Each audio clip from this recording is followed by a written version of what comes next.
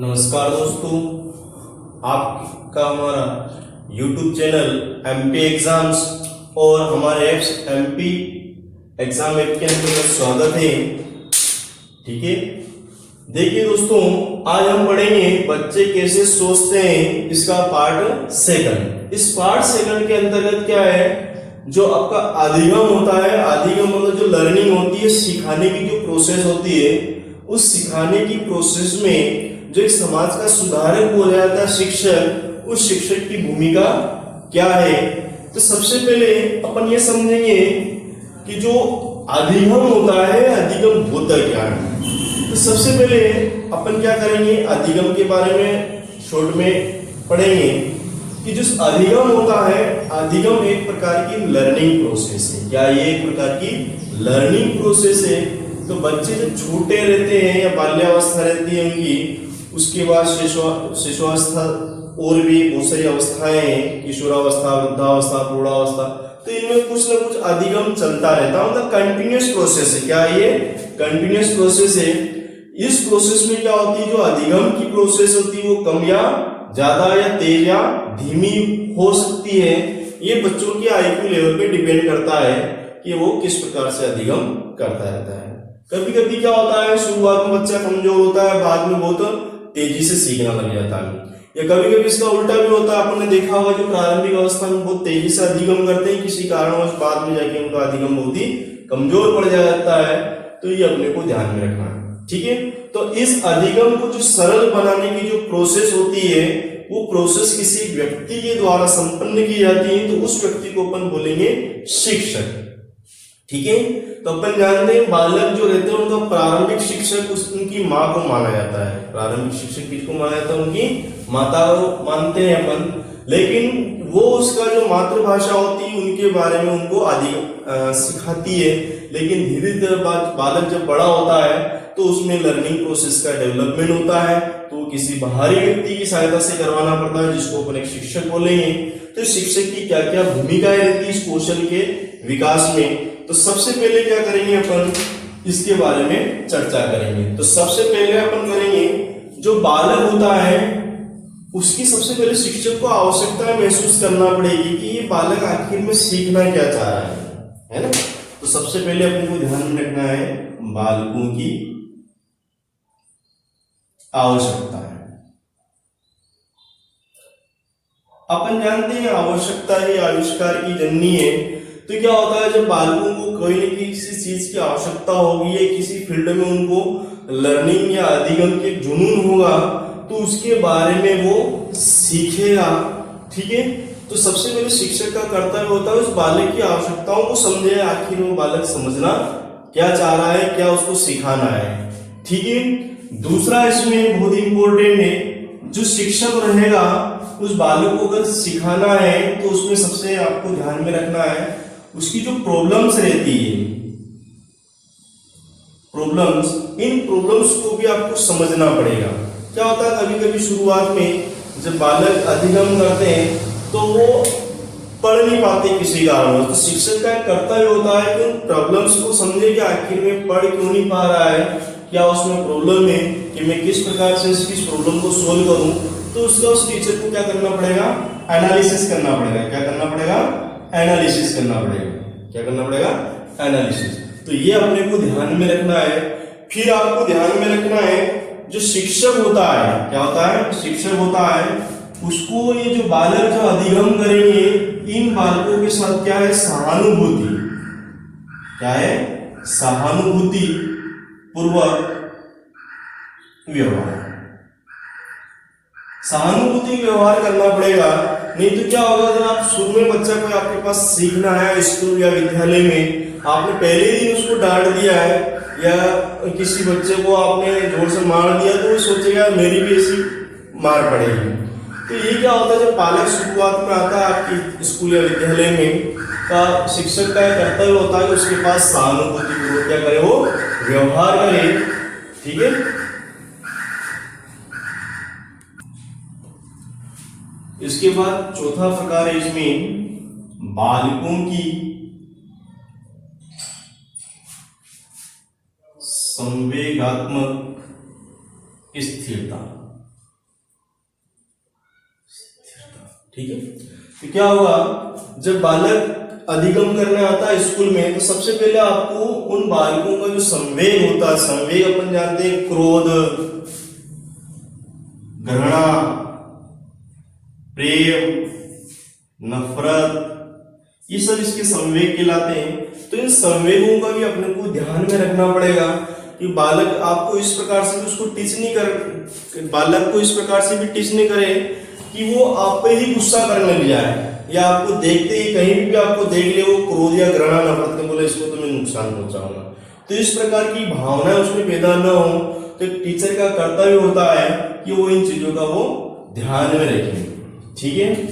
इसके बाद जब बालक को शिक्षक के द्वारा अधिगम करवाया जाता है, तो सबसे पहले आपको वातावरण का भी ध्यान रखना है। क्या करना है, वातावरण का भी ध्यान रखना पड़ेगा। ऐसा नहीं है कि कोई भी अनडिसिप्लिन वातावरण में आप बच्चों को पढ़ा रहे हो या कोई शोर शराबा हो रहा है, क्लास का वातावरण ही ठीक ही नहीं, तो जो बच्चा आपके पास अधिगम करने आया है तो यही समझेगा इस क्लास में तो ऐसे ही होता है, तो फिर वो उसमें एक नेगेटिविटी या हीन भावना उत्पन्न हो जाएगी। या किसी एक बालक ने उस बार पहले दिन आया और किसी दूसरे बालक ने उसको मार दिया, तो वो क्या करेंगे, बोले यहाँ तो अपने ही काम होगा देखे रोज। ठीक है। तो शिक्षक को ध्यान में रखना है कि वहां इस प्रकार का वातावरण निर्मित करे कि उन बच्चों में क्या है, सीखने का एक जुनून या इंटरेस्ट या रुचि बनी रहे। तो इस चीज का भी शिक्षक को ध्यान रखना पड़ेगा। ठीक है। इसके बाद और भी इसके बाद जो शिक्षक का एक कर्तव्य और होता है, जब बच्चा आपकी विद्यालय में आता है तो एक और कर्तव्य होता है आपका रचनात्मक कौशल। रचनात्मक कौशल का विकास, या इसको शॉर्ट में समझेंगे आप एक प्रकार की क्रिएटिविटी।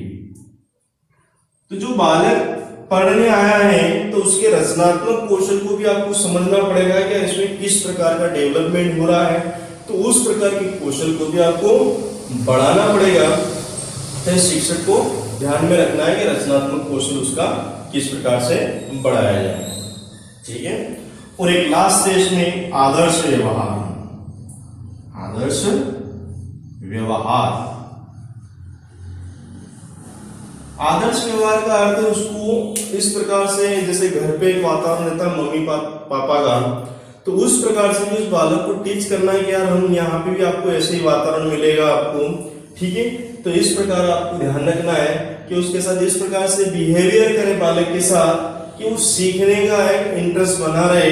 ऐसा नहीं आपका या शिक्षक का जो व्यवहार उसके प्रति क्रूर हो, क्या हो, क्रूर हो, तो फिर क्या है कि जो क्रूर व्यवहार है शिक्षक का वो अधिगम को डिफेक्ट करेगा। क्या करेगा, डिफेक्ट करेगा, तो बालक उसको सीख नहीं पाएगा और उसमें ऐसा व्यवहार या हीन भावनाएं उत्पन्न हो जाएगी। तो इस प्रकार शिक्षक का कर्तव्य होता है कि उस बालक के साथ क्या एक प्रकार का इस प्रकार से व्यवहार करें कि उसमें इन चीजों को समझने की एक रुचि बनी रहे।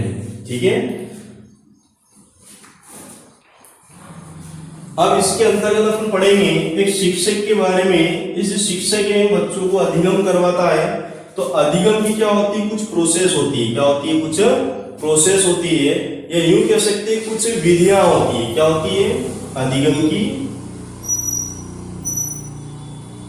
की विधि। सबसे पहले आप इसमें सीखेंगे अन्वेषण विधि। अन्वेषण विधि का इसको आप एक प्रकार से यूं भी समझेंगे खोज विधि। क्या बोलेंगे इसको, खोज विधि। अन्वेषण विधि का अर्थ है जब बालक को एक प्रकार की कोई वस्तु, अमूर्त वस्तु बताएंगे आपको, उसके बारे में उसको एनालिसिस करने के लिए कहेंगे, तो वो उसमें नए नए अन्वेषण करता जाएगा। क्या करेगा, वो नए नए अन्वेषण करता जाएगा। तो इस प्रकार की जो विधि रहेगी वो आपकी अन्वेषण विधि रहेगी। बाकी अगला जो अपना पार्ट रहेगा पेडागोजी का, उसमें इन विधियों को अपन डिस्क्राइब करेंगे या विस्तृत तरीके से पढ़ेंगे। अभी चूंकि टॉपिक है, इस टॉपिक के अंदर इनको शॉर्ट में आपको समझना पड़ेगा। ठीक है। बाकी आप पेडागोजी के अंदर जैसे प्रयोगशाला विधि होगी, मॉन्टेसरी विधि होगी, डाल्टन विधि होगी, है ना, इनको अपन विस्तृत से समझेंगे। तो अभी अपने को इनको ध्यान में रखना है शॉर्ट में। अगली जो विधि है आपकी विवेचना विधि। क्या है आपकी विवेचना विधि। इस विवेचना विधि के अंतर्गत क्या करेगा जो शिक्षक होता है, इसमें जो सामूहिक खोज को वो बढ़ाता है। क्या करता है उस बालक के अंतर्गत सामूहिक खोज को वो बढ़ाता है और उसके आधार को विवेचना करता है बालक। तो ये आपका क्या कहलाएगा विवेचना विधि। ठीक है,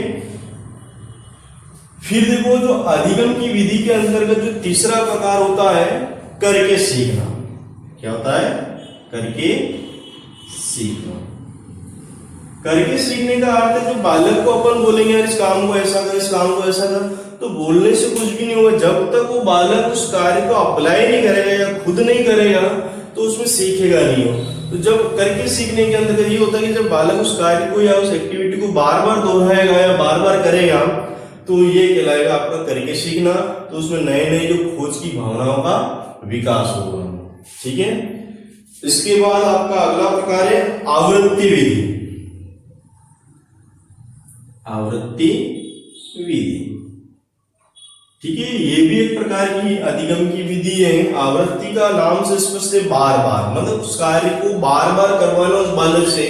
जैसे अपन किसी की नकल करवाते हैं, इस पेज की नकल कर, तो उस नकल के दौरान उसकी हैंड राइटिंग का भी डेवलपमेंट होता है, उसके अंदर जो नए नए वर्ड आते हैं उनको भी समझने का वो प्रयास करता है। तो जब आप कोई भी पाठ या कोई भी कार्य बार बार करते हो तो उस कार्य को करने के दौरान उसमें नए नए अधिगम का विकास होता है। ठीक है, तो ये आपकी क्या थी आवृत्ति विधि। इसके बाद आपको और भी है स्वयं करके सीखना। स्वयं करके सीखना, ठीक है, स्वयं का अर्थ है सेल्फ। कभी कभी क्या होता है जब बालक कोई किसी, जैसे अपने घर में भी दो भाई बहन होते हैं, तो एक भाई कोई काम कर रहा है तो एक छोटा बालक जैसे अनुकरण बोलते हैं अपन, तो वो देखेगा कि मेरा भाई काम कर रहा है तो मैं भी कम से कम इस काम को करूं। तो ये कहलाएगा स्वयं करके सीखना। ठीक है, और लास्ट है इसमें रटकर। क्या है रटकर। जब बालक को, जब अधिगम विधि कमजोर हो जाती शिक्षक की या किसी कारणवश वो बालक समझ नहीं पाता शिक्षक के टीचिंग क्रियाकलाप को, तो बालक क्या करता है उस पाठ को या उस शब्द को हूबहू रट लेता है और हमेशा उसको मन में एनालिसिस करता है। तो ये कहलाता है आपका रटकर सीखना। ठीक है, तो ये आपका पूरा हो गया। आपका बच्चे कैसे सोचते हैं, उसमें शिक्षक की क्या क्या भूमिकाएं रहती है। इसके बाद अपन और भी डिस्कशन करेंगे, इनसे संबंधित जो प्रश्न आएंगे एग्जाम्स में उनको हम पीडीएफ के थ्रू आपको प्रोवाइड करवाएंगे। तो उसके लिए आप हेल्प लीजिए एमपी एग्जाम यूट्यूब या एमपी एग्जाम ऐप की। धन्यवाद दोस्तों।